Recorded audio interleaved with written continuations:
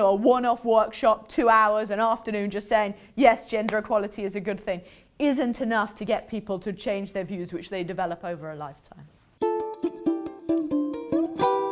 In the wake of structural adjustment programs, in the wake of neoliberalism, in the wake of trade liberalization where factories have closed, as a result of those economic changes, families perceive women's employment as advantageous. They perceive it as in their own interests.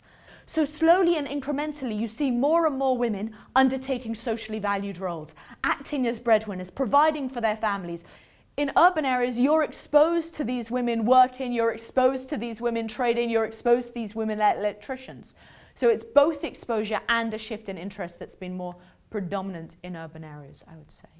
In the rural areas, in more remote, more isolated places, sure, you might see one nurse, but that's only one counterexample to your gender stereotype that men are providers and women are just mothers and housewives. And that one counterexample isn't enough to let you let go of your big gender stereotype.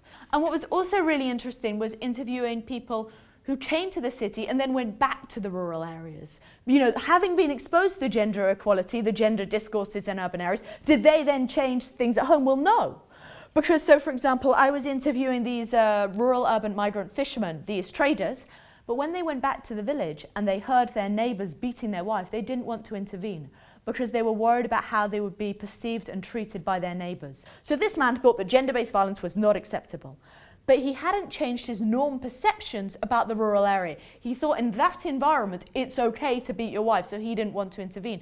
So this highlights that if you want to get social change in rural Africa, people have to believe that others too are supportive of gender equality. So it's not just enough to show people to have some sort of sensitization campaign, getting people to change their own views. You've also got to show that other people are changing too.